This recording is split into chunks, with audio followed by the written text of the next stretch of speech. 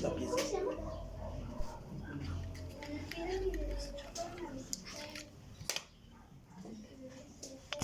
Bien, pues hoy vamos a hacer una prédica.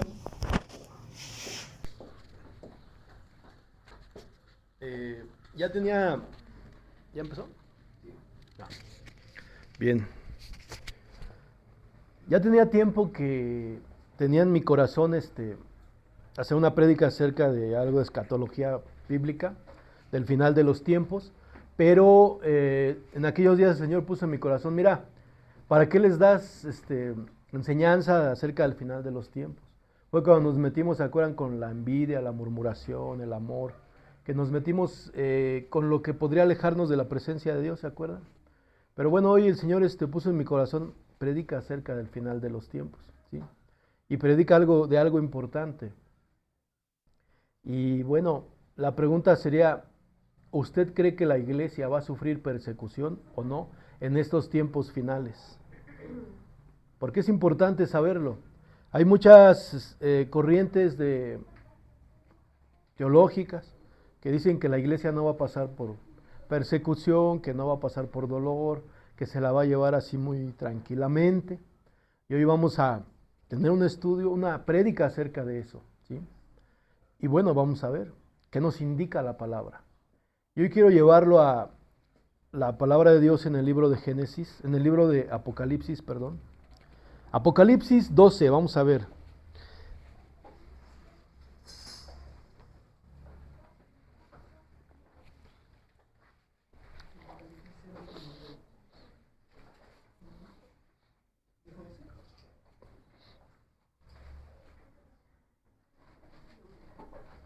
Sí, Apocalipsis 12, por favor. Damos gracias a Dios por la vida de Joana. Yo quisiera que se acercaran y les dieran un abrazo así, las mujeres. Que se acercaran y les dieran un abrazo de bienvenida, porque ella se congrega los sábados. Ella es parte de los jóvenes, ¿sí? Yo quiero que usted le haga sentir el amor de Dios, en un abrazo, que le haga sentir bienvenida. Y ayer les hablaba a los jóvenes acerca de que hay un Padre celestial, ¿sí? Tocábamos esa parte de Juan 3:16, que de tal manera amó Dios al mundo que ha dado a su Hijo. Tocábamos la parte del Salmo 27, que la palabra que dice, aunque tu padre o tu madre te abandonen, con todo Dios te recogerá. Y hoy quiero que sepas que, aparte de la familia carnal que tú tienes, quiero decirte que seas bienvenida a la familia de la fe. Hoy esta es tu familia, la familia de la fe, la familia de todos los que creen en Cristo y todos los que amamos su venida. Sé bienvenida y bueno, no nos habías visitado un domingo, pero la verdad nos da mucho gusto tenerte aquí. Que Dios bendiga tu vida y pues aquí vas a aprender mucho del amor del Padre Celestial. Y bueno, vamos a tocar esta parte, es muy importante. Yo quiero que usted, no sé si usted ha leído Apocalipsis 12 y qué referencias le trae. No sé si usted ha leído Apocalipsis y qué conclusiones ha sacado. Pero hoy yo quiero que usted vea esta parte de la escritura como un relato acerca de una era preterrenal, ¿sí? Una era antes de que el ser humano fuera creado. Sucesos que pasaron en el cielo, sucesos celestiales y que tuvieron un efecto sobre la tierra. Una guerra que se desarrolla en el cielo y que viene a ser, todavía se extiende en la tierra, que viene a ser peleada esa batalla, por así decirlo, en la tierra y que va a tener su final con un ser que es el Lucifer, que es Satanás, que es el engañador, el que nos acusaba de día y de noche, dice la palabra, ¿sí? Entonces, este versículo, no, esta parte, este capítulo de Apocalipsis, no viene situado como en una situación de, de un evento cronológico como tal, sino que viene relatándote muchos sucesos, ¿sí? Desde el principio. Y vamos a ver esta parte. Quiero que que veas cómo es el transcurso de la historia humana, que de repente algo que sucedió en el cielo viene a la tierra y se compagina con lo terrenal, y también que el efecto de lo espiritual tiene un efecto sobre lo terrenal, ¿sí? Y así va a ser hasta el final de los tiempos. Es un capítulo que te habla mucho de eso, ¿sí? Y bueno, vamos a ver. El primer versículo dice en este capítulo: apareció en el cielo una gran señal, una mujer vestida del sol, con la luna debajo de sus pies, y sobre su cabeza una corona de 12 estrellas. Y la palabra dice una gran señal. Y puedes pasar por acá para que nos ayudes. Quiero que se preparen a leer.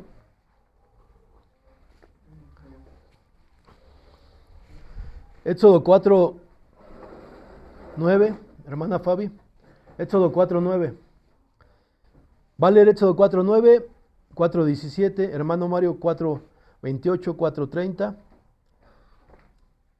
¿Quién trae Biblia? Éxodo 7:3, por favor. Éxodo 10:2, ¿sí? ¿Ya están o no?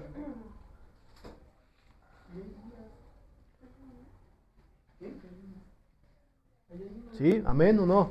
Amén. Sí, adelante, a ver. Éxodo 4:9. Éxodo 4:9, 4:17, 4:28 y 4:30, hermano Mario. La palabra de Dios dice: y si aún no creyeren a estas dos señales, ni oyeren tu voz, tomarás de las aguas del río y las derramarás en la tierra, y se cambiarán aquellas aguas, porque tomarán del río. 4:9 y 4:17 nada más, 4:9, 4:17 y el hermano Mario 4:28 y 4:30 nada más. Y se cambiarán aquellas aguas que tomarás del río, y se harán sangre en la tierra. ¿Sí leyó 4:17, hermano? 4:9 me dijo. 4:9, 4:17. Amén. O sea, 4:9, 4:17. Y tomarás, Espabilen. amén, y tomarás en tu mano esta vara con la cual harás las señales. 4:28 y 4:30. Entonces contó Moisés a Aarón todas las palabras que Jehová le había enviado, y todas las señales que le había dado. Y fueron Moisés y Aarón, y reunieron a todos los ancianos de los hijos de Israel. Y habló Aarón acerca de todas las cosas que delante de los ojos del pueblo. Todas las cosas que Jehová había dicho a Moisés, e hizo las señales delante de los ojos del pueblo. Así dice, Ahora, lean Éxodo 7:3 y 10:2. Éxodo 7:3 y 10:2. ¿Yo lo leo? Sí, amén, a ver, adelante. En voz alta, por favor. Y yo endureceré el corazón de Faraón y multiplicaré en la tierra de Egipto mis señales y mis maravillas. Bien, vamos con esas citas.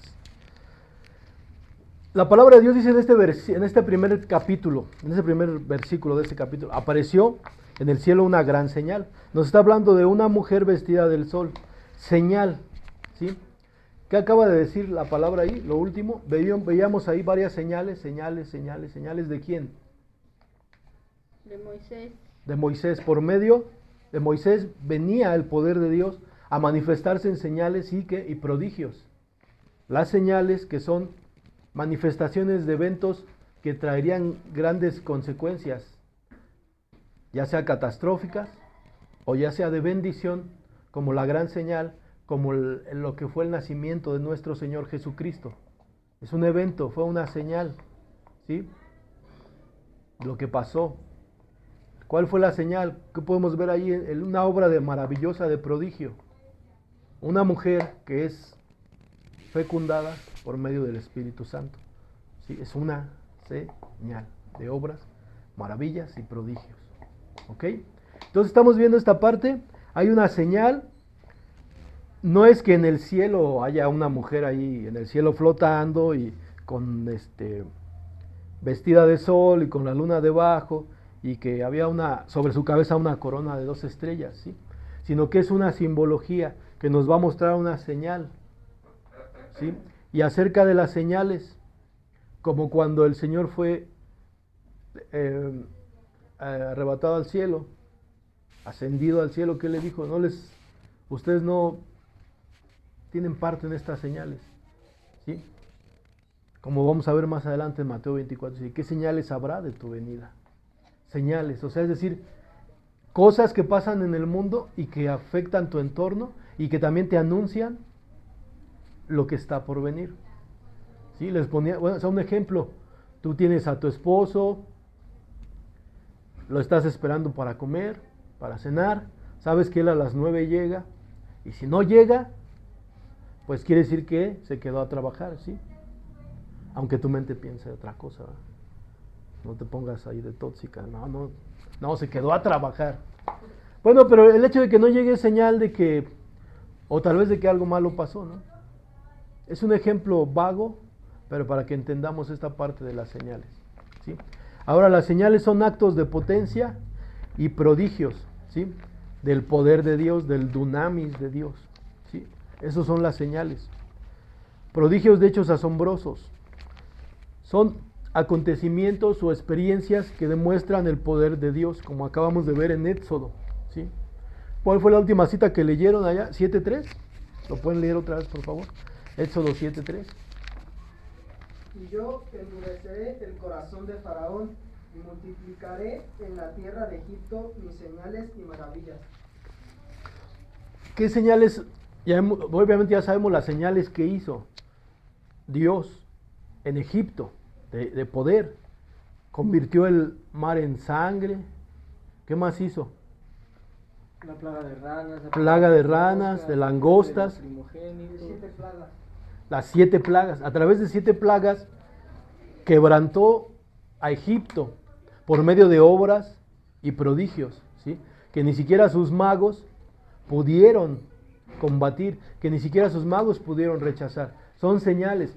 Ahora, tenemos que entender la simbología de esta mujer. ¿Quién es esta mujer? ¿Sí? Vamos a ver, vamos a Génesis 39.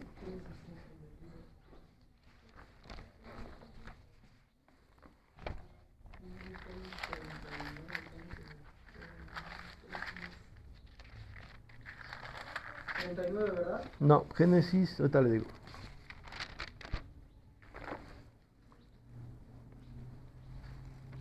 (37:9), por favor.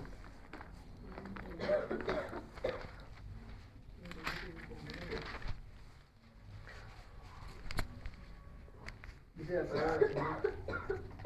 Soñó aún otro sueño y lo contó a sus hermanos, diciendo: He aquí que he soñado otro sueño, y he aquí que el sol y la luna y 11 estrellas se inclinaban a mí.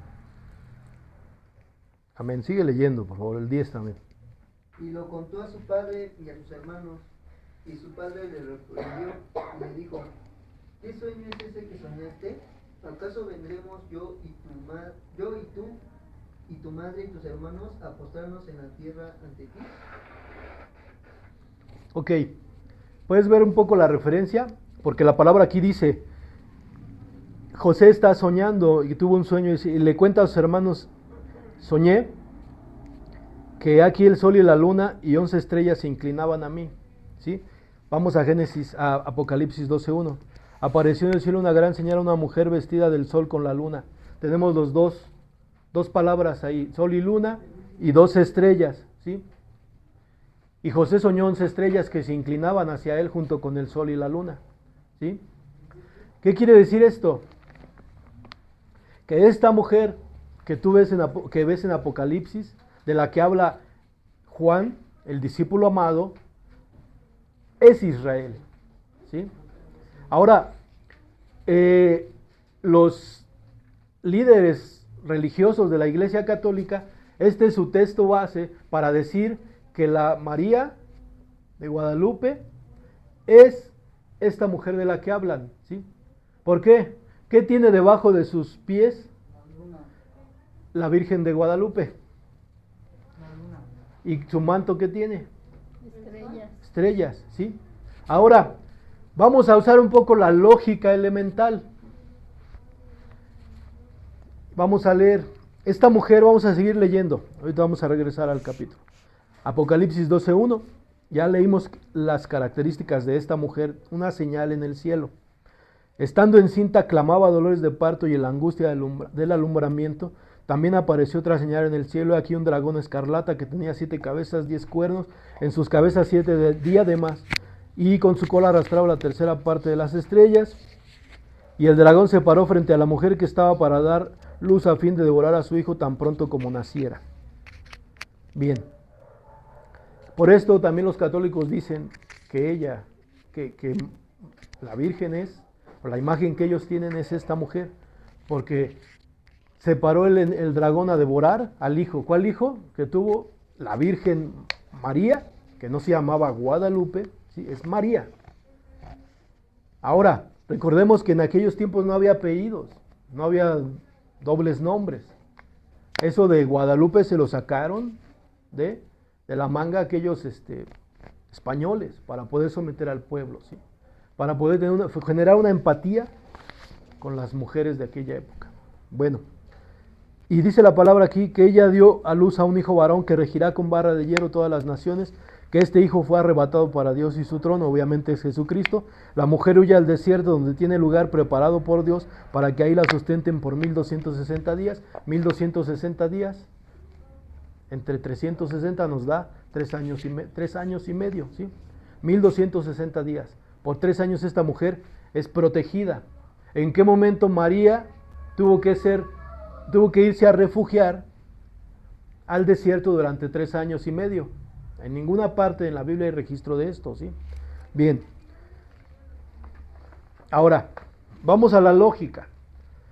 La palabra de Dios nos está diciendo, José sueña esto, ¿sí? Ahora, ¿cuáles son las 11 estrellas que se inclinan ante él? Las tribus, ¿sí? Recuerden que Dios hace un llamado al padre de la fe, que es Abraham. Primeramente fue Abraham, luego Abraham. A este hombre le da ordenanzas, le da una promesa, y está Abraham, Isaac, Jacob, que es Israel. A Jacob le cambia el nombre, el ángel con el que pelea, ¿sí? Le cambia el nombre, y de Israel, que es Jacob, salen 12 tribus, 12 hijos de él, entre ellos José. Por lo tanto, estaba anunciando en este sueño que el sol, la luna y las 11 estrellas se inclinarían ante José. ¿Qué es lo que pasó en Egipto? Cuando hubo hambruna, ellos van, y finalmente, después de que José pues les hace una especie de escarmientos o bromas, o como tú lo quieras ver, ¿sí? Al final dice, vayan por el Padre, y entran. ¿Y qué hacen? Cuando ellos entran tienen que reconocer que José era su protector, se tienen que inclinar de alguna manera. ¿Por qué? Porque José en aquellos días era el segundo de Faraón, no había otro más importante, así como le dijo a Potifar, ¿no? No hay otro más importante que yo en la casa de Potifar. Y así también podríamos decir, no hay otro más importante que yo más que Faraón. Por lo tanto, se tuvieron que inclinar las 11 estrellas, ¿sí? Ahora, pero en Apocalipsis 12 vemos que son 12 estrellas las que tiene esta mujer, ¿sí? Entonces, la representación correcta de este capítulo de Apocalipsis 12 es que la mujer representa a el pueblo de Israel, ¿sí? Que provinieron obviamente de las esposas de Jacob, porque no provino de una mujer todas las tribus, y vinieron las 12 tribus, ¿sí? Ahora, vamos a Juan 4, ese no estaba, pero para que usted me entienda. Juan 4, ¿sí? Bueno, ahorita lo veo. Entonces vamos viendo, lo que quiero es que entendamos que no tiene nada que ver esta deidad que han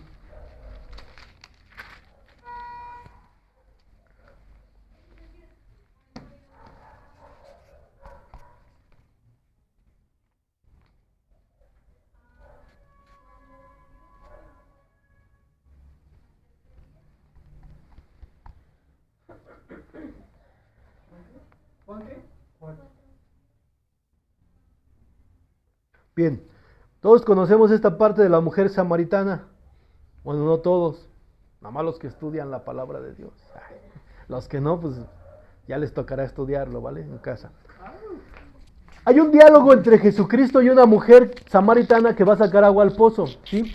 Y empiezan a tener un diálogo, porque los samaritanos eran un segmento de la población judía que se había alejado de ellos y que habían adquirido creencias en otros dioses aparte del Dios verdadero, ¿ok? Entonces, por eso samaritanos y judíos no se trataban entre sí. Por eso tú puedes ver en Juan 4, cuando comienza a tener un diálogo, dice: ¿cómo tú, siendo judío, me pides agua a mí, que soy samaritana? Porque traían pleito casado, traían broncas, ¿sí? O sea, no se llevaban bien, aunque eran también, pues, descendencia del pueblo judío, los samaritanos, pero se habían corrompido porque se habían mezclado con otras personas de otros pueblos, ¿sí? Eso era una de las causas principales. Y obviamente al adquirir estos casamientos, habían adquirido a sus dioses también. Por lo tanto, podríamos decir que los samaritanos pues eran un pueblo también politeísta, porque aparte de adorar al Dios verdadero, adoraban a otros dioses. Entonces, vamos a la lógica de quién es esta mujer. De lo que yo te digo, que esta mujer representa al pueblo de Israel. Y entonces en este diálogo que tienen acerca de la adoración y todo, estaban hablando de la adoración. 4:20. Nuestros padres adoraron en este monte, le dice la mujer, y ustedes dicen que se debe de adorar en Jerusalén. Jesús le dijo: mujer, créeme que la hora viene cuando ni en este monte ni en Jerusalén adorarán al Padre. Ustedes adoran lo que no saben, nosotros adoramos lo que sabemos, porque la salvación viene de los judíos, ¿sí? Ahora acabamos de leer en Apocalipsis que el bebé que nacería, que iba a nacer de esta mujer, que está encinta, que está clamando en dolores de parto, en el versículo 2 de Apocalipsis 2, el dragón se para devorar al bebé, ¿sí? Que es Jesucristo. ¿De dónde dice que provenía la salvación Jesucristo aquí? De los judíos, ¿sí? De los judíos, es decir, de los que entraron con José a el pueblo de Egipto. Por lo tanto, no puede ser referencia, no encaja esto, aunque ellos lo han forzado los católicos, no los católicos, los líderes católicos. Lo han forzado este texto para hacernos entender que la Virgen María de Guadalupe se refiere a esta parte en la Escritura. Y te voy a decir, no se refiere, porque debemos usar la lógica elemental. Si nuestro Señor Jesucristo está diciendo que la salvación viene de los judíos, y estamos viendo en Génesis 37:9 que José está soñando esto, y que las 11 estrellas son las demás tribus, contando a él como la 12ª tribu, la salvación viene de los judíos. Si realmente Dios quisiera darle una capacidad de deidad a la Virgen María, entonces hubiera sido más fácil que de ese nacimiento de Jesucristo se dieran las 12 tribus. María no da origen a las 12 tribus, por lo tanto no tiene parte en esta parte de la Escritura de Apocalipsis 12:1. María viene también de los judíos, María viene del pueblo de los judíos, ¿sí? De una parte de las 12 tribus. Entonces no encaja esa parte de la teología de los católicos, ¿sí? Tenemos que entender esa parte, y también ustedes tienen que saberlo, para que cuando, no debatir, pero cuando tengan que hablar la palabra, sepan lo que van a hablar y sepan cómo expresarla, con respeto también, ¿sí? Porque la palabra dice que no es para contender, la palabra no es para estar haciendo pleito, ¿sí? Pero sí tenemos que evangelizar, tenemos que hablar acerca de lo que es la verdad, ¿sí? Bien, entonces, aclarado este punto de lo que significa, quién es esta mujer, este símbolo de esta mujer en el cielo, esta señal, ¿sí? Ahora, otro punto. Los líderes católicos Durante mucho tiempo enseñaron a venerar, que es lo mismo que adorar, porque ellos dicen, no adoramos, veneramos. Querido sacerdote, es lo mismo. Venerar y adorar es lo mismo. ¿Sí? No adoramos, es veneramos, no. Y durante mucho tiempo enseñaron a que tú podías prender veladoras a algún santo y que este santo podría interceder por ti y por mí, ¿sí? Tenemos santos de las causas, tienen santos de las causas difíciles, ¿no? No sé los que son católicos que me ayuden con esto. Ay, sí, los que son. Y luego, ¿para qué haces la mirada? Era una trampa. Luego, ay, sí, dice yo. ¿Quién es el de las causas difíciles? Usted que era católica. Cayeron. San Judas es el de las causas. ¿Cuántas causas difíciles te resolvió? ¿O no era de tu devoción? Ah, sí te resolvió varias. O sea que sí tiene poder entonces. No, pues yo entiendo que era Dios el que la Entonces, ¿te la resolvió Dios o San Judas? Bueno, cuando no creía, cuando no era... No, yo te estoy preguntando no cuántas conocía. cosas te resolvió. La pregunta es específica. Vaya. O sea que sí tiene poder. Yo digo que sí. No, ya no. Pero no él, es que no es él. Atrás de todo ídolo está el diablo. Es que El diablo también es lo que tiene quería que poder. ella contestara porque dice que hoy sabe que fue Dios. Recuerden que detrás de cada imagen, porque la palabra dice que aún sus ministros se disfrazan de ángeles de luz. ¿Sí? El diablo tiene poder para hacer milagros. El diablo tiene poder para hacer que tú creas que alguien que ha muerto te visita. ¿Sí? Para que tú tengas una idolatría hacia las personas que han muerto. ¿Sí? Y detrás de cada imagen hay un demonio. ¿Sí? De hecho, en sí, hablando de esta cuestión de la mariolatría, es una potestad que está sobre el pueblo de México para engañar a muchos. ¿Sí? Pero ahora, bueno, volviendo a lo que quiero que hoy se lleven. Nuestro Señor Jesucristo, ahora hablamos de Abraham. Abraham, Isaac y Jacob. ¿Sí? Que le dan, o sea, Abraham, Isaac y Jacob. Jacob entra a Israel con sus 12 hijos y luego de ahí Moisés los saca por medio de la mano de Dios. ¿Y dónde los lleva? A un monte. Ahí les da ahí ¿qué? La ley. No, antes de la tierra, La ley. la ley que dice que no debes hacerte imagen ni semejanza de lo que está en la tierra ni en el cielo. Éxodo 20. A ver, búscalo. Ahora, a lo que quiero llegar con esto, cuando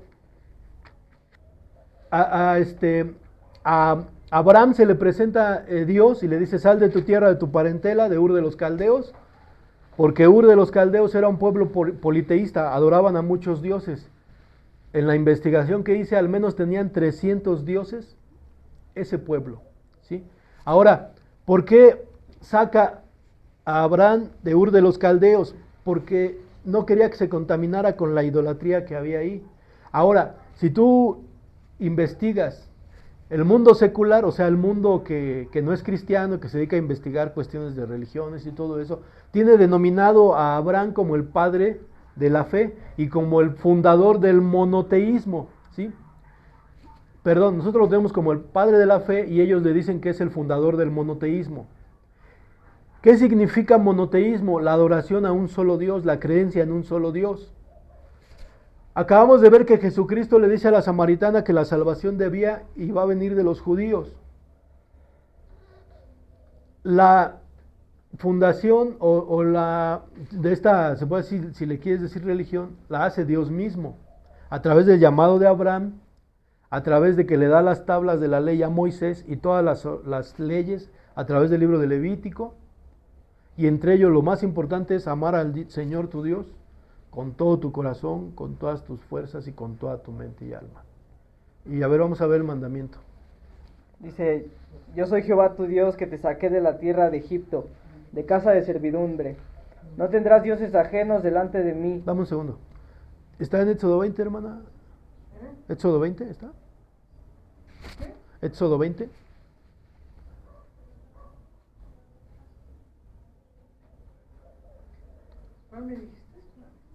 Es Éxodo 20, no María.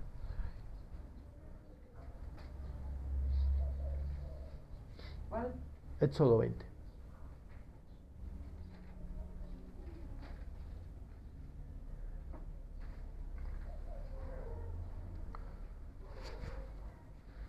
Aquí. Ayuda a tu abuelita, hijo, por favor. A ver, es que no. Estaba de entrada oyendo como que me salí del control. A ver, te estoy diciendo, hay un llamado a un hombre. Y de ese hombre le hace una promesa. Y el hijo de Abraham, que es Isaac, le extiende la promesa. Y luego a Isaac, que le extiende la promesa, tiene un hijo que se llama Jacob. ¿Sí? Jacob entra a Israel y de ese pueblo, de esos 12 hijos que tenía, que entraron pocos, salen miles. ¿Sí? Después cuando Moisés y ya no son poquitos, ya son tribus, o sea, 12 tribus. Y de ahí escoge a uno que es Moisés para darle la ley. Y te estoy diciendo que los judíos son un pueblo monoteísta, de hecho a la actualidad, ¿sí? A la actualidad en Jerusalén, en Israel, ellos no creen más que en un solo Dios, los judíos. ¿En qué Dios? Dios. En Dios, Jehová. En tu Dios. ¿En tu Dios? Bueno, ellos, ¿No creen en Cristo? ¿No son los que No. no creen? ¿mandé? ¿No son los que no creen en que Jesucristo es nuestro? Sí, o sea, creen en Dios, en el gran yo soy. ¿Sí? Creen en el gran yo soy. O en Yahweh o Jehová. Aunque ellos no lo llaman así, ¿no? Pero no creen en Cristo, sí, eso es efectivo, no creen en Cristo. Pero la referencia es que ellos son monoteístas. Y Jesucristo es israelita. Por lo tanto, es monoteísta. Y ahorita te voy a decir por qué te estoy explicando todo esto. Pero vamos al mandamiento que le da Moisés. Adelante, hermano. ¿Ya lo tiene, hermana Mari? Ya. Amén. Ahí, por favor. Y habló Dios todas estas palabras, diciendo: Yo soy Jehová tu Dios, que te saqué de la tierra de Egipto, de casa de servidumbre. No tendrás dioses ajenos delante de mí, no te harás imagen, ni ninguna semejanza de lo que está arriba en el cielo, ni abajo en la tierra, ni en las aguas debajo de la tierra. No te inclinarás a ellas, no las honrarás, porque yo soy Jehová tu Dios, fuerte, celoso, que visito la maldad de los padres sobre los hijos hasta la tercera y cuarta generación de los que me aborrecen, y hago misericordia a millares, a los que me aman y guardan mis mandamientos. Amén. Fíjate, dice, no te inclinarás. ¿Qué hacen? ¿Qué les enseñaron al pueblo católico los líderes católicos? Arrodillarse. Pasas porque en cada calle pues hay una virgen, ¿no? Ay, y se inclinan y se persignan. ¿Y qué dice la palabra? No te inclines ante esas imágenes. Ahora búscame en Habacuc, cuando habla en Habacuc habla, creo que es 3 o 4, hay que al palo le dice ven y algo así. Bueno, ahora, también acá vamos de ver ahí dice que es celoso, ¿sí? Bueno, ¿qué podemos entender por celoso nosotros en nuestra condición de humanos? Que yo tengo una pareja y mi pareja no me gustaría que fuera y le pidiera el gasto al vecino, ¿ah? No me gustaría que le pidiera un beso al vecino. O sea, no, pues como yo, o sea, yo soy tu esposo. Y así el Señor te dice, oye, yo soy tu Dios. ¿Cómo te vas en pos de otros dioses? ¿Sí? Yo soy tu único Dios. Ahora, ¿quién murió en la cruz por ti y por mí? Jesucristo. ¿Sí? Y volviendo a esa parte, a la figura de Cristo. Si Cristo, siendo israelita, él tenía la adoración a un solo Dios también, a su Padre, ¿cómo va a fundar él una iglesia donde después de ser monoteístas, que adoran a un solo Dios, se vuelvan en politeístas, que adoren a varios dioses? ¿Tiene sentido eso para ti? Lógica elemental para poder discernir la escritura. cómo Jesucristo va a fundar una iglesia donde haya adoración a otros dioses o pequeños dioses, como serían los santos, ¿sí? O a su mamá. No, no. Y bueno, para cerrar esta parte, ahora vamos a usar también la lógica. Ser virgen te puede clasificar para, o sea, puede ser una candidata para ser diosa. Ser virgen te puede. Entonces vamos a buscar a unas mujeres que sean vírgenes, las consagramos a Dios y que se vuelvan diosas. Eso es lo único que, o sea, eso te puede hacer que seas diosa. Y ahora ya no hablemos más también de la cuestión física. ¿Cómo se pierde la virginidad? ¿Qué es lo que hace que ya no sea una mujer virgen? ¿Qué se rompe? El himen. ¿Qué se rompe? El himen. Y por eso la mujer sangra, ¿cierto? Pues no es lo mismo, o sea, ese himen ya sea que se rompa al entrar o salir, ¿no? Entonces, al nacer nuestro Señor Jesucristo, esa prueba de virginidad, pues se rompió. O sea, lógica elemental. Nosotros tenemos que también, aparte de la Escritura, pedirle al Señor discernimiento para entender esta parte. Y volviendo a eso, digo, o sea, ser virgen no te exime de tu condición de pecado. Ella misma dice, mi corazón, dice, yo me regocijo en el Señor mi Salvador, su misma mamá. En Hechos dice que ella estaba unánime, obedeciendo a su hijo, ya no obedeciéndolo como hijo, sino obedeciéndolo como el Mesías, que él dijo, vayan y serán investidos de todo poder. Y en obediencia ella estaba en oración unánime con todos. ¿Sí? O sea, no dijo, no, pues yo soy aquella y yo no oro, ¿no? Porque yo soy más que ustedes. No, ella dice, junto con todos y con sus hijos que había tenido después, porque también tuvo más hijos. Hoy no quiero abundar en eso, pero quiero que quede clara esta parte. Nuestro Señor Jesucristo es proveniente de un pueblo de que adoran a un solo Dios, que son monoteístas. Por lo tanto, él no pudo haber sido, él no pudo haber fundado una religión donde aparte de adorar a Dios, se adorara a una mujer y a santos, ¿sí? Porque él viene de una doctrina donde la adoración a un solo Dios es lo importante, como acabamos de ver en los mandamientos, en las tablas que le da a Moisés, ¿sí?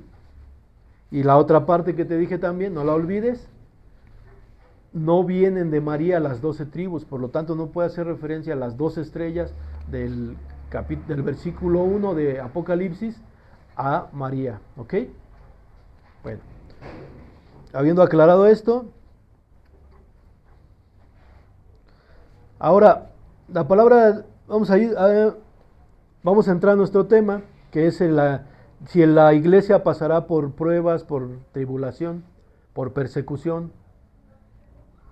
Y la palabra de Dios dice, nuevamente a Apocalipsis 12:2, apareció en el cielo, puedes apoyar a... No puede, cambia de lugar con mi mamá, ¿no, hija? Por favor, para que le ayude tu tía, tu mamá. Mamá, pasa ahí donde está Fanny, por favor, a donde estaba Fanny. A lo mejor ya estabas calientita ahí. Apóyala, ¿no? Por favor.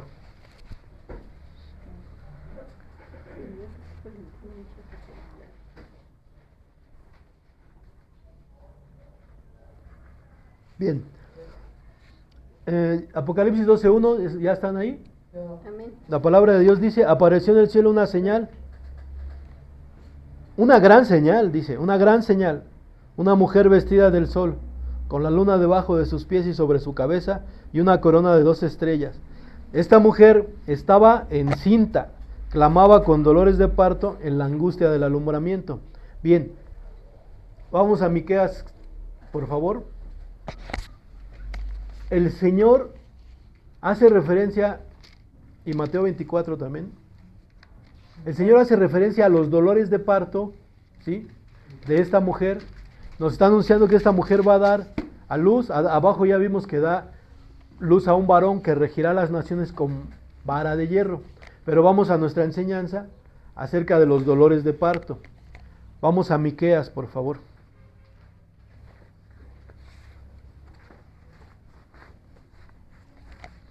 Híjole, tomé mucha agua. ¿Miqueas qué? 4:9.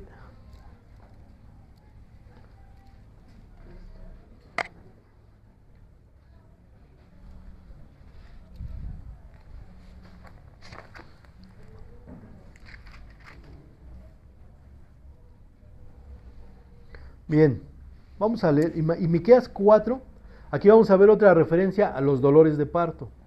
¿Sí?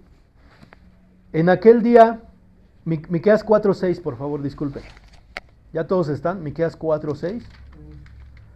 En aquel día, dice Jehová, juntaré la que cojea y recogeré la descarriada y a la que afligí. Y pondré a la coja como remanente y a la descarriada como nación robusta. Y Jehová reinará sobre ellos en el monte de Sión desde ahora y para siempre. El título ahí dice, Israel será redimido. Y tú, oh torre del rebaño, fortaleza de la hija de Sión. Cuando hace esta referencia a fortaleza de la hija de Sión, se refiere a Jerusalén también. ¿Sí? O sea, a los que habitan en Jerusalén. También ahí está Sión. Hasta ti vendrá el señorío primero, el reino de la hija de Jerusalén. ¿Ok? Se refiere al pueblo de Israel como mujer y dice la hija de Jerusalén. O sea, la hija de Jerusalén, que es donde radicaban los israelitas, podríamos decir, la toma como una mujer en ese momento, la caracteriza. Ahora, ¿por qué gritas tanto? No hay rey en ti, pereció tu consejero que ha tomado tanto dolor como de mujer de parto. Y le dice, duélete y gime, hija de Sión, como mujer que está de parto. O sea, no es que realmente está de parto, ¿sí? Pero lo que le va a anunciar en el siguiente versículo, le dice, duélete, gímete, como si fueras una mujer que está en parto. ¿Por qué? Ahora saldrás de la ciudad y morarás en el campo y llegarás hasta Babilonia. Ahí serás librada, ahí te redimirá Jehová de la mano de tus enemigos.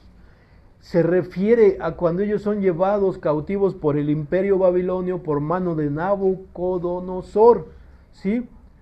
Y dice que de ahí es redimida, porque recuerdas que de ahí fue cuando este rey es el que da el edicto a Nehemías para que restituyan, para que restablezcan el templo, ¿sí? Bueno, pero mientras son tiempos de angustia, dice que en los ríos de Babilonia nos sentábamos, ¿no? Y hasta hay este salmo lo cantan en inglés, ¿no? On the rivers of Babylon, ¿sí lo han oído? Habla de esto que pasó, dice que en los ríos de Babilonia se sentaban con sus arpas y que ellos les decían, canta, y decían, ¿cómo cantaremos si estamos afligidos? ¿Sí? Se refiere a esto, este es el dolor de parto de ellos, ¿sí? Ahora, vamos a entender esta parte, ustedes que son mujeres y las que han tenido bebés, porque el Señor hace una referencia acerca de los dolores de parto, en el caso de la mujer de Apocalipsis 12 y en el caso de la mujer dando a entender que es Israel a través del libro de Miqueas. En el momento en que el parto ya viene, en que ya va a venir el bebé, se incrementan los dolores de una manera terrible, ¿sí o no? Y conforme más se dilata su vagina, su matriz, su útero, incrementa, ¿sí? Pero esos momentos son terribles, ¿sí? Inclusive las mujeres que han podido tener a su esposo ahí al lado, hasta yo creo le quieren pegar o lo quieren golpear, ¿no? En el caso de los gabachos, los de Estados Unidos, ¿no? Que ellos sí pueden acceder al quirófano. Pero es algo terrible, yo no sé. Pero pues siempre andan diciendo las mujeres que ellas son muy valientes porque han dado a luz a los hijos, ¿no? Y que nosotros no sabemos ni lo que es un dolor, ¿no? Entonces, bueno, supongo que en base a esa referencia de que ellos dicen que nosotros no lo aguantaríamos, supongo, bueno, si dicen que no lo aguantaríamos, supongo que hace un dolor terrible, ¿sí? Entonces, este dolor es tremendo. Pero ¿qué pasa cuando se alivian? pues como su palabra lo dice, se alivian, ¿no? Un alivio. O sea, un alivio, ¿no? Ya sé. Pero entonces antes del dolor, antes de poder cargar a ese bebé en tus brazos y que está güerito y de ojo clarito y rubio y parece gringo y todo, o sea, la padeces, tienes dolores, ¿no? Como dice aquí, gime. Pero cuando viene esta parte, y aquí Miqueas dice, le dice el Señor, moradora hija de Sión, gime como dolores de parto, pero en Babilonia te voy a redimir. Entonces, el salmo que dice que seremos como los que sueñan cuando regresan, ya vienen contentos, vienen alegres, ¿sí? Porque ha pasado los dolores del parto en una manera simbólica. Y ahora los que eran cautivos en Babilonia han regresado a Jerusalén a reedificar la ciudad. Y entonces vienen alegres, vienen cantando, ¿sí? Ahorita te voy a explicar por qué estamos tocando esta parte, ¿sí? ¿Por qué estamos tocando este punto de los dolores de parto y lo que se siente al estar aliviándose, ¿no? Bueno, lo que ustedes sienten, ustedes nos podrían explicar mejor. Espero que lo que yo haya dicho haya podido realmente ser cercano a lo que ustedes han sentido, ¿no? Entonces, ¿por qué dice esto? Vamos a ver ahora la palabra. Gracias, hijo. Ay, ya lo perdí, se dio vuelta, pero pues regresamos. Bien. Bueno, aquí ahora este dolor, esta parte de los dolores de parto tiene que ver obviamente también con lo que aún está pasando Israel, ¿sí? Y lo que pasará también la iglesia. Pero aquí se refiere a la nación de Israel. Acabamos de ver que sufrieron un ataque, ¿sí? Y fíjate lo que dice aquí. Ahí te redimirá Jehová. Esta parte de la escritura es una profecía de doble cumplimiento, ¿sí? Porque está hablando que fueron cautivos en Babilonia y que de ahí los regresaría el Señor nuevamente. Pero fíjate lo que dice aquí. Está hablando de los últimos tiempos. Pero ahora se han juntado muchas naciones contra ti y dicen, sea profanada y vean vuestros ojos su deseo en Sión. En ese momento, lo que ha pasado el pueblo de Israel, nunca se han juntado muchas naciones contra de ellos. Esta parte de la escritura de Miqueas 11 habla de los últimos tiempos, cuando las naciones se juntarán contra el pueblo de Israel, cuando la palabra dice que ha puesto a Israel como piedra pesada sobre las demás naciones. Ahora tú puedes ver, nunca se había visto como hoy polarizado el mundo entre los que apoyan a Palestina y los que apoyan a Israel. Y mucha gente se está levantando en contra del pueblo de Israel. Está haciendo una carga ya este conflicto a nivel nacional, no solo en los gobiernos, también la población ya está tomando parte en este conflicto bélico, como nunca antes, ¿sí? Y la palabra de Dios dice aquí, pero ahora se han juntado muchas naciones contra ti y dicen sea profanada y sean vuestros ojos su deseo en Sión. Te voy a leer la traducción de Dios habla hoy. Muchas naciones se juntan contra Israel para profanarla. Vamos a darnos el gusto de ver a Jerusalén profanada. Es decir, como que la veían de lejos y deseaban profanarla, ¿no? Era el deseo de su corazón. Y va a ser el deseo de su corazón de muchos pueblos, muchas naciones, como dice aquí, lo que hizo Palestina en esta semana pasada. Y también las noticias dicen que a las mujeres que se llevaron presas el Estado Islámico de Hamás, porque en sí no fueron propiamente los palestinos, o sea, el pueblo de Palestina tiene su presidente, pero ahí es un pueblo, tiene su presidente, pero ahí están habitando el Estado Islámico que es Hamás, ¿sí? No es que sea en sí el gobierno de Palestina, desgraciadamente le llaman daños colaterales, ¿no?, a los civiles. Entonces ellos son los que secuestraron a las mujeres israelitas y dicen que a una mujer que era influencer y todo eso de las redes sociales, que tenía mucha presencia en las redes sociales, que inclusive sacó un video, dice que profanaron su cuerpo. O sea, ¿qué es profanar cuando dices que profanan una tumba? O sea, tal vez hayan tenido relaciones sexuales con ella. Y como dice aquí, profanemos, dice, sea profanada y vean vuestros ojos su deseo en Sión. Muchas naciones se juntarán contra Israel para profanarla. Vamos a darnos el gusto de ver a Jerusalén profanada, a esa Jerusalén que se cree mucho, a esos israelitas que se creen mucho, que creen y le dicen ellos que un hombre llamado Abraham a Dios le habló y le prometió esa tierra. Y la sociedad dice, no, esa tierra no es de ellos, esa tierra es de Palestina. Gente que no conoce de la palabra de Dios y que solo conoce el contexto social o cultural de los últimos tiempos, defiende al Estado Islámico en sí, o a los palestinos sin saber que están defendiendo al Estado Islámico. Y este reciente ataque habla de lo que estas naciones sentirán en su corazón. Vamos por Israel, vamos a profanarla. Bien, ahora estamos hablando de Israel, vamos a Mateo 24. Ahí vamos a ver otra parte de dolores.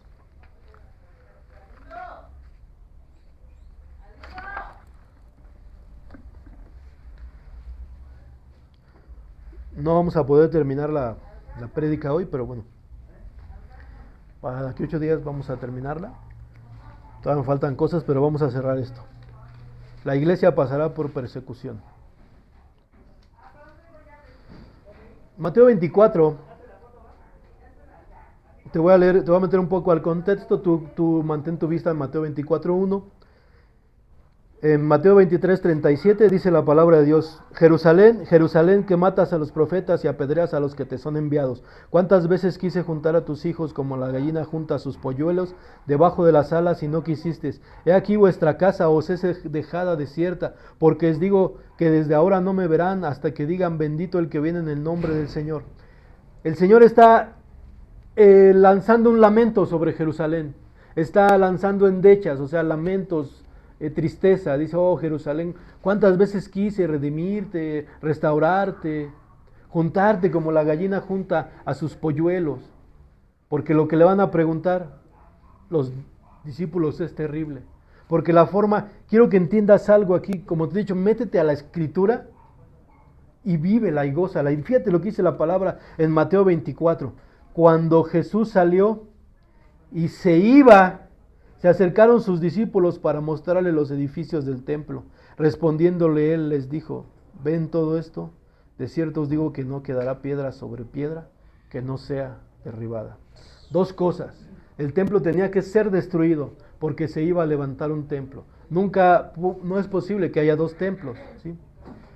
El templo que se levantó, como le dijo a la mujer samaritana que vimos, decía, ¿se acuerdan lo que vimos? Llegará el tiempo en que habrá verdaderos adoradores y no se adorará ni en este lugar que ustedes adoran, samaritanos, ni en Jerusalén. En Jerusalén ya no se adoraría porque ya no habría templo, ¿sí?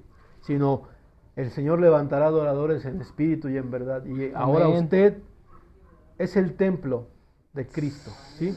Amén. Usted es el templo del Dios viviente. Por eso tuvo que ser destruido ese templo. Pero aún así, aunque venía esta parte, ¿sí?, de que se iba a levantar este templo, quiero que veas esta parte. Imagínate a Jesús después de levantar lamento sobre Jerusalén, después de entristecerse en su corazón. Dice que cuando Jesús salió del templo y se iba, se acercaron sus discípulos y le dijeron, ve el templo. O sea, es decir, pareciera que el Señor se alejaba triste. Y para confortarlo, los discípulos le dijeron, hey, ve el templo, lo hermoso, ¿no? Pero no lo dijo así el Señor como jactándose de que Él lo supiera todo, de que vendría tal destrucción sobre el templo, sino lo que sucedería, que por un tiempo la presencia de Dios estaría otra vez alejada de su nación amada que es Israel. Y entonces se hace cuenta que se alejaba triste porque decía, y se iba, se alejaba triste, ¿por qué? Porque ya no iba a tener esa relación con su pueblo amado, porque hasta ahorita no la tienen, ¿sí? Tú vas y predicas en Jerusalén acerca de Jesucristo y te dicen que eres un tonto, que cómo es posible que tú creas que Dios va a cargar en un solo hombre el pecado de la humanidad. Y hasta hablan cosas terribles en contra de Jesucristo, pero es porque el pueblo se quedó sin templo. Y si no hay templo, la presencia de Dios no está. Y por eso el pueblo de Israel, aunque es un pueblo bendecido y protegido, también ha estado en degradación, y también parte de lo que pasó es una señal de advertencia, porque Jerusalén es donde más homosexuales hay, ¿sí? Hay mucho homosexualismo en las tierras de Jerusalén, ¿sí? En este evento de música electrónica que hubo, por eso también pasaron estas cosas. Es necesario a veces la mano de Dios para que nos haga entender. Y el Señor se alejaba, se iba, ¿por qué? Se sentía triste de lo que iba a pasar, de lo que ahora también vendría como una persecución. El pueblo de Israel se quedaba sin templo y se quedaba sin Dios. la comunión con Dios. Con la cobertura de Dios sí, pero sin la comunión. Sin esa cercanía, sin esa relación estrecha, como la tuvo con Salomón, como la tuvo con David, como la tuvo con José, como la tuvo con Moisés.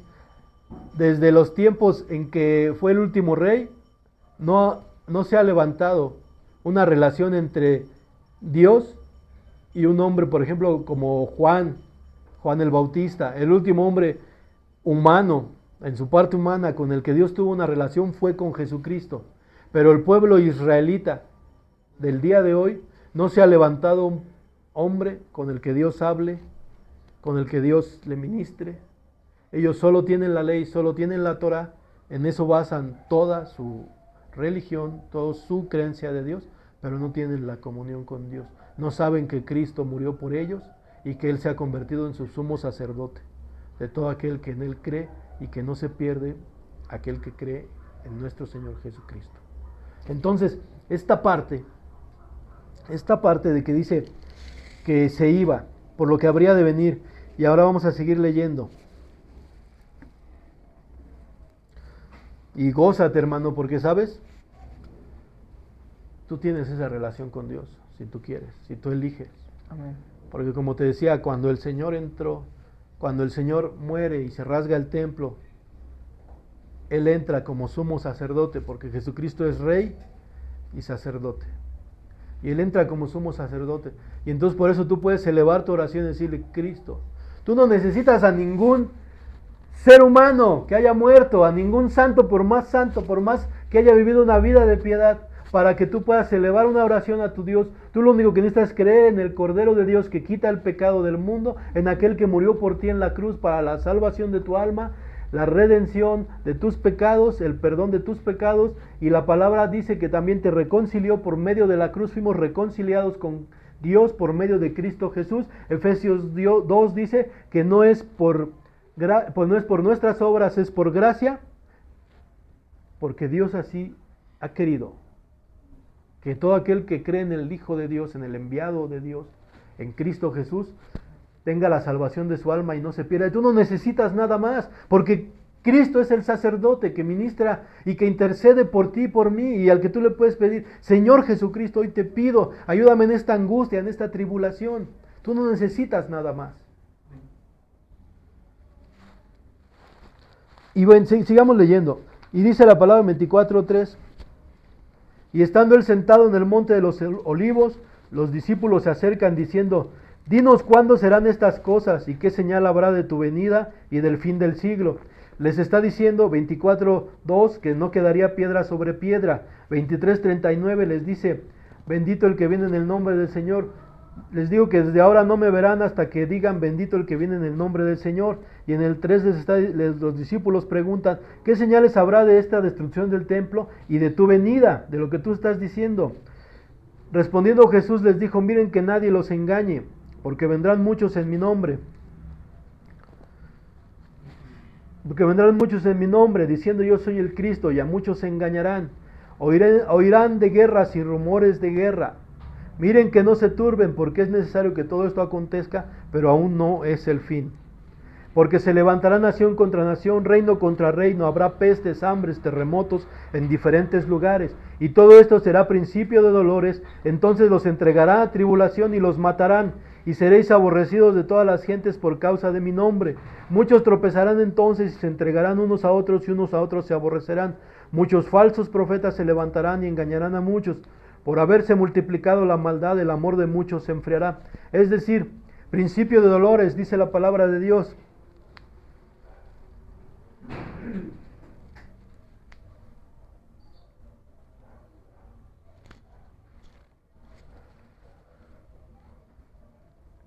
Además de que ahí le está hablando a la iglesia. De hecho, es una profecía de... Esta parte de Mateo 24 es muy extensa. Hay profecía para el pueblo de Israel, para la iglesia. ¿sí?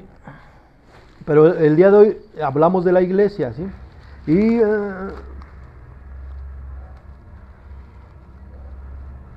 en el 24:8 dice la palabra de Dios, todo esto será principio de dolores. ¿sí? La iglesia tiene que pasar por persecución antes de alcanzar la redención, antes de alcanzar el alivio que a la mujer le da el tener a un bebé. La iglesia tiene que pasar por persecución, no por la gran tribulación, pero ciertamente pasará por el principio de dolores. Aquí le está hablando a sus discípulos. Muchos teólogos dicen, es que le está hablando a los israelitas porque ellos son israelitas. Momento, les está hablando a israelitas, a judíos que más tarde se convertirían al cristianismo, a judeocristianos, y les está diciendo las señales que vendrán sobre de ellos, ¿sí? El principio de dolores de parto. Judíos cristianos, los verdaderos y auténticos judeocristianos, no los que hoy se levantan y que se han regresado a la Torá, y que han mezclado esto, bueno, y luego hablaremos de eso, luego les voy a hablar de esa parte, de estas personas que también engañan y pervierten la doctrina, ¿sí? de Dios. Entonces, le está hablando a la iglesia, porque ¿qué dice la palabra de Dios? Que los apóstoles son el fundamento sobre la roca, que es Cristo, y que está fundada la iglesia, ¿sí? O sea, no lo está diciendo aquí, lo dice en otra parte en la escritura, para que no lo busque ahí. Pero está diciendo que son principios de dolor. Le está hablando a gente que más tarde se convertiría al cristianismo. Y le está diciendo, y todo esto será principio de dolores. Lo que estamos viendo es el anuncio probablemente, ¿sí? Aunado a la profecía de la higuera que es Israel, que tiene 75 años hasta este tiempo, que se levantó la nación de Israel como un pueblo con una nacionalidad, con una identidad y con una tierra más que nada, ¿sí? Y que reverdeció, que de haber sido esparcidos en el año 70, como dice aquí, la destrucción del templo fue en el año 70, cuando Israel es sacado de su pueblo y de ahí empezaron a vagar en todo el mundo. Por eso tú puedes ver que hay judíos que son judíos mexicanos, judíos estadounidenses, judíos, en todo el mundo hay judíos, ¿sí? Y entonces, a los que se volvieron al cristianismo les está diciendo, y todo esto será principio de dolores, entonces los entregarán a tribulación y los matarán.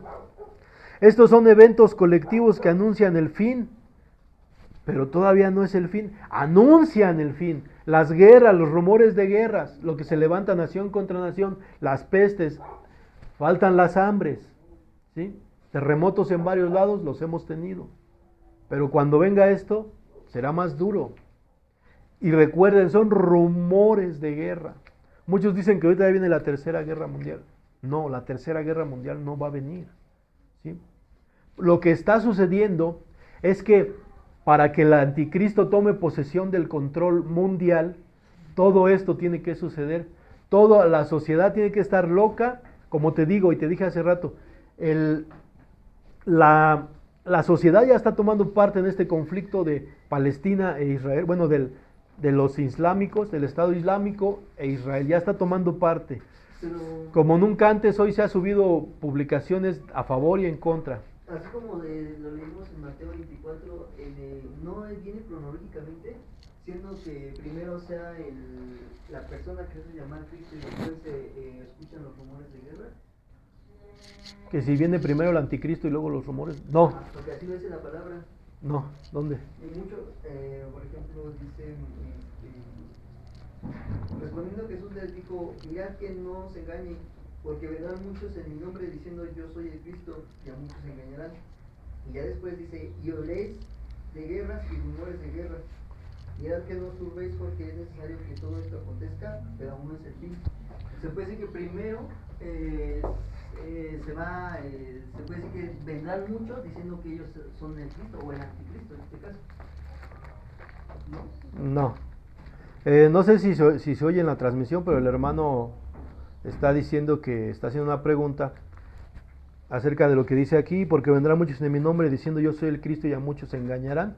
Y luego en el 6 habla de guerras y rumores de guerra. La pregunta del hermano es que si entonces no viene primero el anticristo y luego las guerras. La respuesta es no.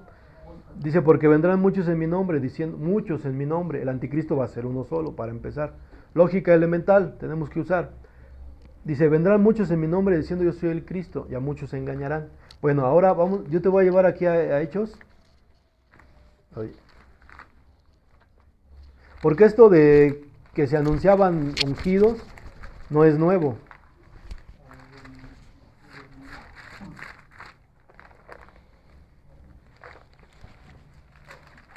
Pero encontrar.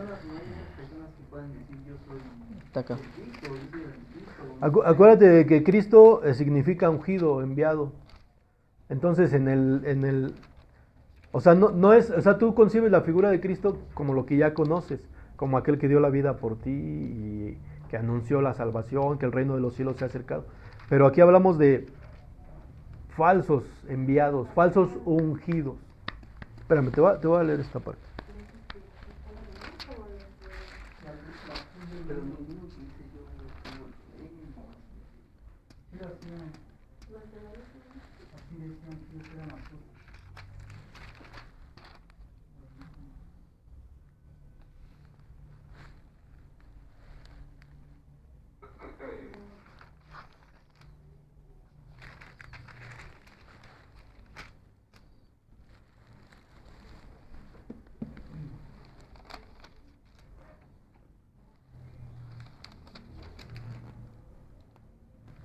Es Hechos 5:34. Vamos a Hechos 5:34. Está hablando antes, fíjate. Aquí hay una situación con Pedro y Juan, que son perseguidos por haber sanado a un cojo, por haber hecho muchas señales. También habían convertido a 5,000 personas al cristianismo. Y entonces los del Sanedrín,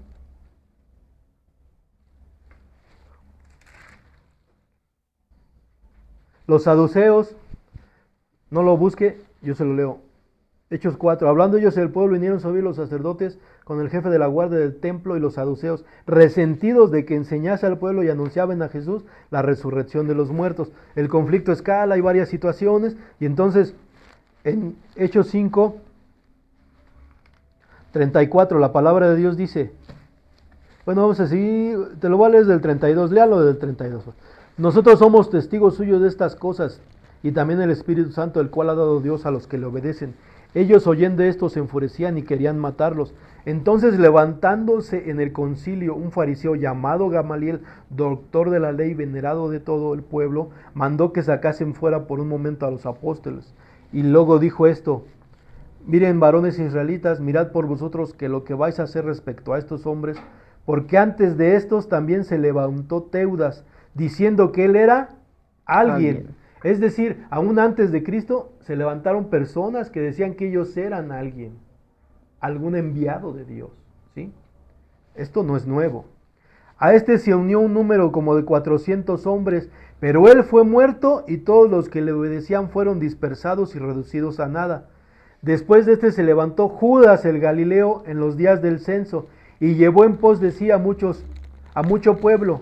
Pereció también él y todos los que le obedecían fueron dispersados. Llevó en pos de sí Judas, el Galileo. ¿Y qué dice en Mateo 24? Se levantarán muchos en mi nombre.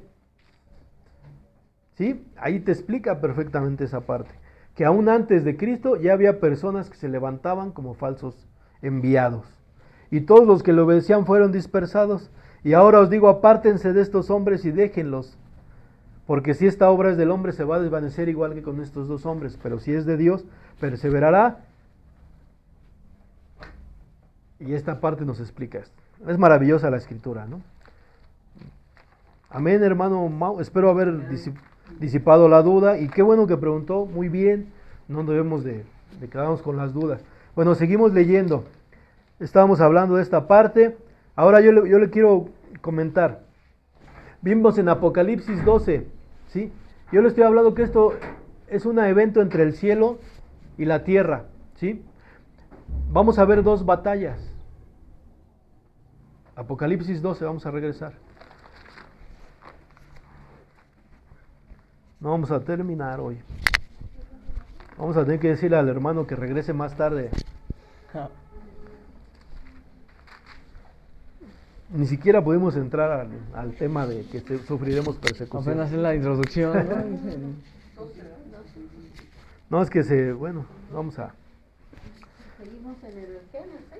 Quiero que tomes en Apocalipsis 12, por favor. Apocalipsis 12 nos habla de dos batallas, ¿sí? Por eso te digo, mira, esto no está escrito como de una manera cronológica, porque está hablando desde, vamos a decir, aquí podemos meter desde que fue creado Luzbel, ¿sí? De ónice y toda tu pedrería que era de cornalina y todo eso, ¿sí? Cuando fue creado, lo podríamos meter aquí fácilmente, ¿sí? Y también podemos meter la tentación hacia Eva, porque si el diablo vio esta gran señal en el cielo de esta mujer, que una mujer daría luz y que regiría daría a un hombre que regiría a la nación con vara de hierro, por eso fue a tentar a la mujer. Esa es una explicación bien lógica, ¿sí? Entonces, esta parte de Génesis habla de eventos, pero te abarca de entre la creación, lo que pasó antes en el cielo con la rebelión de Satanás, hasta nuestros tiempos, hasta lo que va a pasar. Satanás, fíjate, ahora fíjate esta parte. Satanás en el cielo tenía era hermoso, dice. Tenía un gran poder. No había otro más poderoso que él, de hecho. Y luego es degradado. De estar en la presencia preciosa, hermosa de Dios, es degradado a la tierra. ¿Sí? Pero dice que él estaba en el huerto del Edén. La escritura nos indica que él fue creado en el cielo. Fue una creación en el cielo, hecho de cosas que hay en el cielo solamente. Y fíjate, es degradada esta criatura a la tierra. Y luego de ahí va a ser derrotado. Él fue derrotado, fue expulsado a la tierra. Luego de ahí va a venir la condenación sobre de él. Y ahí en la tierra va a ser derrotado, en la tierra va a ser derrotado y arrojado al lago de fuego. Y ahora de una manera, fíjate lo que te voy a decir. Te estoy diciendo que Luzbel, fue creado en el Edén y hecho de cosas celestiales. Y esa criatura preciosa, hermosa, acabado de hermosura, se enalteció y fue arrojado a la tierra. Y tú y yo, hecho menor a los ángeles, creado de la tierra, del polvo, en comparación con el diablo, él baja. Y sin embargo tú, siendo inferior, subes a la presencia de Dios. Y siendo que eres hecho del polvo, subes a la presencia del Dios Todopoderoso. O sea, ¿no es hermoso eso, hermano? Sí, amén. En una paradoja de lo que te está hablando Apocalipsis 12. Y tú y yo, siendo criaturas del polvo, subimos a la presencia de Dios. Somos transformados. Nos va a dar un cuerpo diferente, un cuerpo santo, un cuerpo incorruptible. Y la hermana Mari va a resucitar, no con ese cuerpo que ahora tiene, con esas canitas que se te ven bonitas, pero no vas a resucitar así. El Señor te va a dar un cuerpo nuevo donde vas a ser una joven. O sea, ¿no es hermoso, hermano? Y vea este libro, esta parte de Apocalipsis. Y dice la palabra aquí, le voy a hablar de dos batallas, ahorita vamos a centrarnos en dos cuestiones, ¿no? Apareció otra señal en el cielo, 12:3. He aquí un gran dragón escarlata que tenía 7 cabezas y 10 cuernos, y en su cabeza 7 diademas, en sus cabezas. Su cola arrastraba la tercera parte de las estrellas del cielo y las arrojó sobre la tierra. Y el dragón se paró frente a la mujer que estaba para dar a luz a fin de devorar a su hijo tan pronto como naciera. Obviamente esto nos habla de la vez que por medio de Herodes quieren eliminar a Jesucristo. Y entonces el pobre diablo, porque es un pobre diablo, ¿sí? Resulta que todo se le sale fuera de control. Y entonces quiso matar al bebé que iba a dar a luz a esta mujer, que es la nación de Israel, por medio de María, que proviene de las tribus de Israel, ¿sí? Y que son de las 12 tribus, las 12 estrellas, ¿sí? Y viene Jesucristo. No puede matar al bebé, pero instiga a todo el aparato religioso de los fariseos, saduceos, para matar al autor de la vida. Bueno, ellos creían eso. Y el diablo creía, ya la hice. Y entonces, pobre diablo, cuando ve que el Señor es levantado de los muertos, cuando ve que el Señor se constituye en nuestro sacerdote, y entonces ahora el pobre diablo dice, oh Señor, oh Cristo Redentor, tengo problemas, ahora tengo 2 enemigos. Pobre diablo. O sea, es el todo tonto. ¿Por qué? No solo ahora tiene de enemigo al pueblo de Israel o al género humano. Ahora la iglesia se constituye también en un efecto de odio. Y entonces el diablo, pues ahora vamos a la otra batalla. Todo le sale mal. Dio luz a un hijo varón en el 5, luego la mujer es sustentada, ¿sí? Ahora, te decía yo que aquí no hay una cronología, ¿no? Como que luego da luz y luego la mujer es sustentada. Estamos hablando de tiempos que pasan mucho tiempo entre ellos, ¿sí? Apareció la gran señal, bueno, te explico un poco. Esta parte del dragón, Apocalipsis 12:3, que apareció la señal en el cielo de este dragón y que en el 4 arrastra la tercera parte de las estrellas.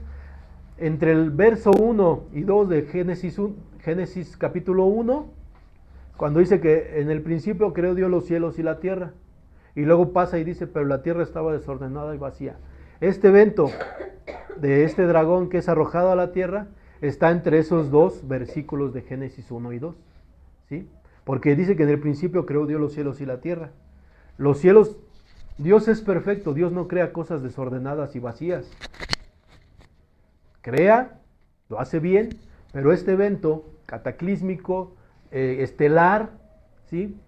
Que no se compara nada con ninguna película de Star Wars que hayas visto, cuando es arrojado, el enemigo causa todo este desorden en la tierra, ¿sí? Y bueno, entonces ahora entre el 5 y 6, que la mujer da a luz y él quiere devorar al bebé, y luego dice que la mujer huye al desierto donde tiene un lugar preparado por Dios para que ahí la sustenten por 1260 días. Entre estos 2 versículos hay una, o sea, entre lo que Herodes quiso hacer de devorar al niño, hay un abismo de años. Porque cuando sea esto de que la mujer vaya a ser sustentada en el desierto donde tiene un lugar Dios para ella, es cuando ya la iglesia ha sido arrebatada. Cuando Israel tenga que ser rodeado por sus enemigos, como veíamos en Miqueas, rodeado por las naciones, entonces en ese momento el pueblo de Israel tiene que huir a un lugar donde tiene que ser sustentada toda la nación por 1260 días. Dice la palabra por un tiempo, 2 tiempos y medio tiempo, ahorita lo vamos a leer, ¿sí? Bueno, pero entre esos 2 versículos pasan muchos años. Ahora, aquí ya sí es una batalla ya. Después hubo una gran batalla en el cielo. Miguel y sus ángeles luchaban contra el dragón y luchaban el dragón y sus ángeles, pero no prevalecieron ni se halló lugar para ellos en el cielo. Miguel y sus ángeles luchan contra este dragón, ¿sí? Contra este diablo. Ahora, es en este momento entre esta lucha, entre el 6 y 7, la iglesia se va. La iglesia es arrebatada, se da el zarpazo. Cuando es, porque no, o sea, mira, no, la iglesia no puede estar en el primer cielo recibiendo al Señor. ¿Se acuerdan que vimos que dónde será nuestra entrevista y nuestra reunión con Él? Los que estuvieron en esa prédica, en ese estudio, será en el primer cielo. Ahora, ¿dónde habitan actualmente? A donde fueron arrojados el dragón y la tercera parte de las estrellas, habitan aquí en la tierra y en el primer cielo. Efesios, ¿qué dice? Nuestra lucha no es contra carne ni sangre, sino contra las potestades, autoridades que habitan en las regiones celestes. ¿Sí?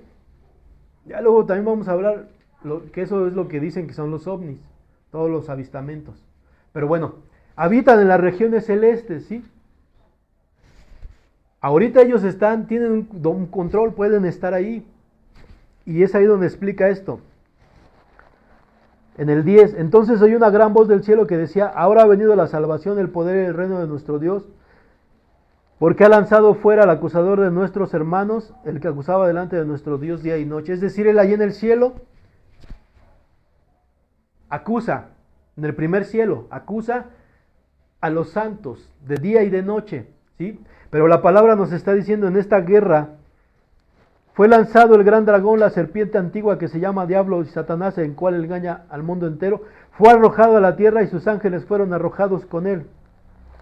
En el 8, no se halló ya lugar para ellos en el cielo. O sea, no es que el diablo está en la presencia de Dios, porque Dios está en el tercer cielo. Él está en el cielo, dice, ya no se halló lugar para él en el cielo. O sea, la serpiente, el dragón, con la tercera parte de las estrellas, inicialmente es arrojado a la tierra y se le da chance, por así decirlo, de habitar en el primer cielo, en las regiones celestes. Pero cuando se da este evento de que Miguel pelea contra de él y es expulsado, ya no se halla lugar para él en el cielo. ¿Dónde recibirá la iglesia a nuestro Señor Jesucristo? En el primer cielo. Obviamente no puede estar ahí el diablo y nosotros ahí recibiendo a nuestro Señor Jesucristo. Porque, ¿qué dice la palabra de Dios? Que no puede estar el pecado delante de Dios. No puede estar Jesucristo ahí y el diablo ahí. No puede. O sea, ¿qué comunión tienen las tinieblas con la luz? Ninguna. ¿Sí? Entonces, es en ese momento que se da el arrebatamiento, después de la caída. Por eso dice, el diablo ha descendido sabiendo que le queda poco tiempo, pero es en ese momento en que la iglesia es arrebatada. ¿Sí? Es arrebatada para encontrarnos con el Señor en las nubes. Se da esta pelea. Ahora, tenemos que entender, en el libro de Judas dice que cuando el diablo y Miguel, este mismo personaje, este mismo Miguel que arroja a la serpiente, que arroja a este dragón, no se atrevió a proferir maldición. Es decir, antes le dijo el Señor te reprenda. O sea, no emitió ninguna palabra que denotara la autoridad de Miguel sobre Satanás. Pero aquí en esta pelea sí tiene la autoridad de Dios. Tiene la autoridad. Entonces por eso es arrojado el enemigo a la tierra y ya no hay lugar para él en el cielo. En ese momento sí tiene la autoridad este ángel y sus ángeles lucharon contra Dagón y fueron arrojados. Ahora, entre esta parte, regresemos a Mateo 24.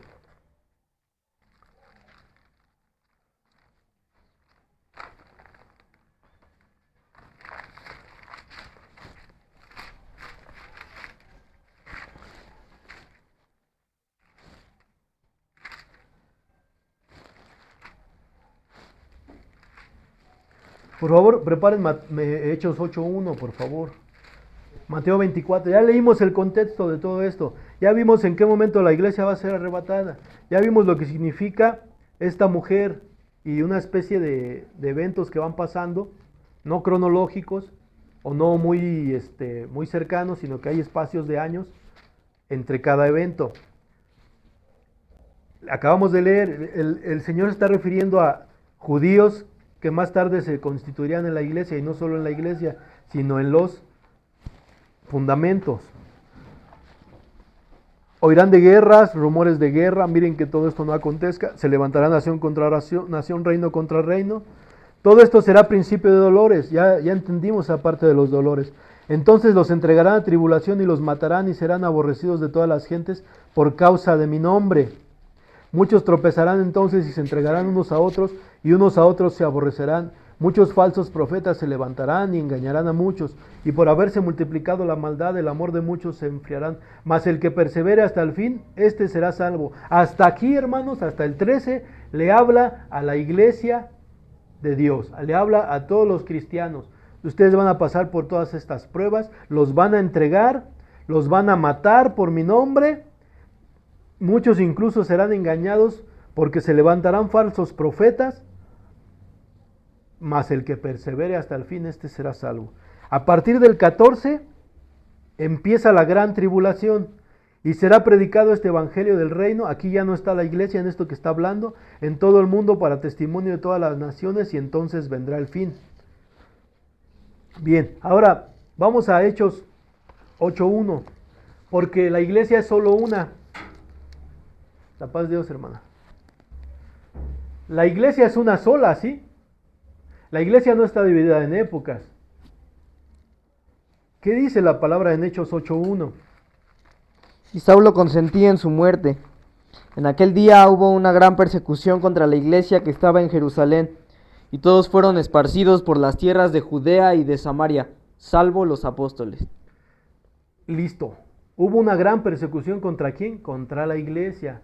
Habrá persecución contra la iglesia, ¿sí? Nos prohibirán decir el nombre de Jesucristo, como lo quieren hacer en Israel, ¿sí? Tenemos que entender esa parte para que no seamos sorprendidos. Dice, como si alguna prueba de fuego extraño, dice Pedro, le sobreviniera. Así, ay, ¿por qué me pasa esto? Pues si soy cristiano, ¿no? ¿Por qué me persiguen? Pues no que los cristianos nadie los toque, no, seremos perseguidos. Entre más se acerque este tiempo estábamos hablando de dolores de parto, entre más se estreche, cada día haya más dolor de parto en esta simbología de la mujer, ¿sí? Más persecución habrá sobre la iglesia. No sabemos en qué momento vendrá el Señor, pero cuando se acerque el momento en que el Señor toque la final trompeta, los que estén en esos últimos días, vendrá persecución sobre ellos. ¿No estaremos en la gran tribulación? No estaremos en la gran tribulación, pero estaremos en el principio de dolores. Habrá persecución. Del 3 al 13 le está hablando a cristianos, a la iglesia. Del 14 en adelante le habla a los que se queden después de la gran tribulación, ¿sí? Acabamos de ver que tenía que ser destruido el templo para que habitara el nuevo templo, que es la iglesia, ¿sí? Pero ahora cuando la iglesia sea arrebatada, se levantará otro templo. Aquí la palabra de Dios dice, Mateo 24:14, será predicado el evangelio del reino en todo el mundo para testimonio a todas las naciones, y entonces vendrá ¿qué? El fin. Por tanto, cuando veas en el lugar santo la abominación desoladora de que habló el profeta Daniel, el que lee, entienda. ¿Qué va a pasar? Vamos al libro de Daniel.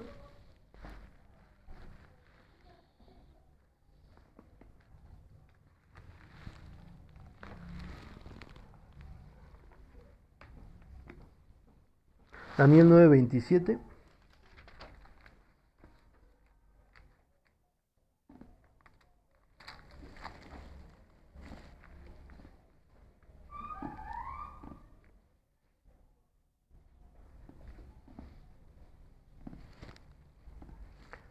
La palabra de Dios dice Daniel 9:27, y por otra semana confirmará el pacto con muchos, a la mitad de la semana hará cesar el sacrificio y la ofrenda, y después con la muchedumbre de las abominaciones vendrá el desolador, hasta que venga la consumación y lo que está denominado se derrame sobre el desolador.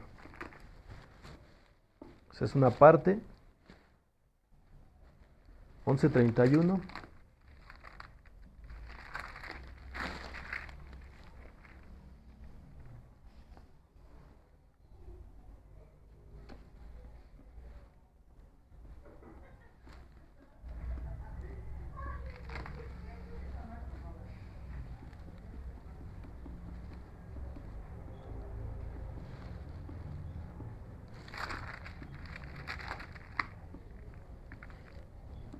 Mm, mm, mm, mm.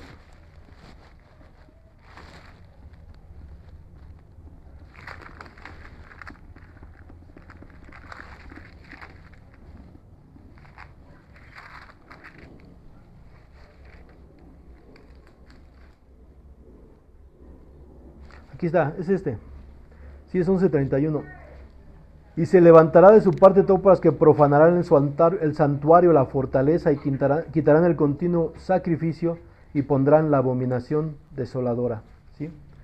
La palabra dice también que Él se sentará en el templo haciéndose pasar como Dios. Quitará el sacrificio. Te estaba explicando que en Mateo 24, cuando habla de la destrucción del templo, tenía que ser destruido ese templo para que se levantara el otro templo, que es la iglesia. Después esta iglesia va a ser arrebatada y entonces vendrá la construcción en Jerusalén del templo que ellos tendrán, que ya tienen todo preparado, y ese templo es el que estará en los últimos tiempos.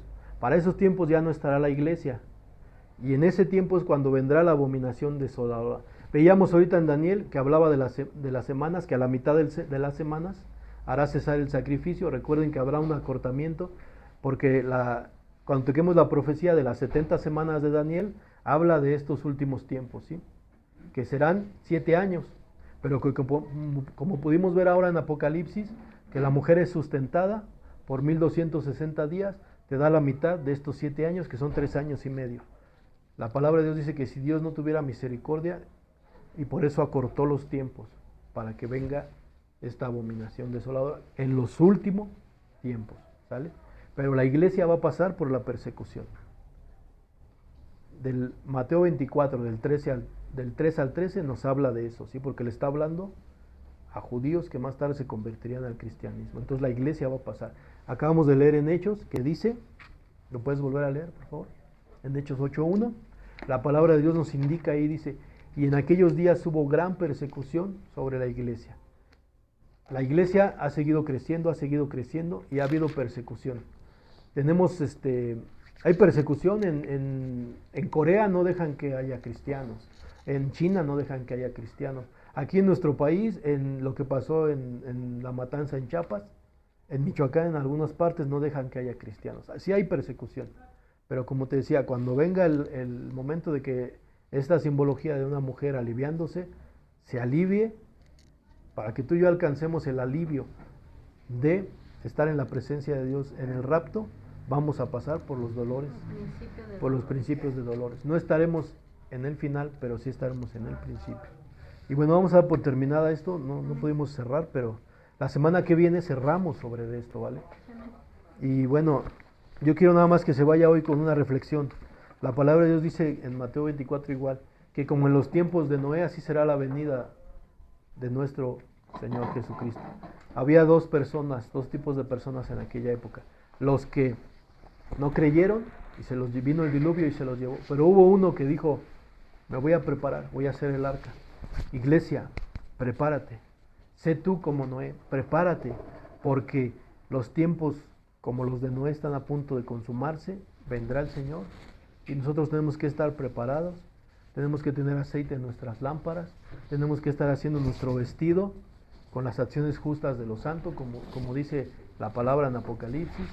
Así que preparémonos para nuestro encuentro, nuestra entrevista en las nubes con nuestro Señor Jesucristo. Amén. Que Dios los bendiga.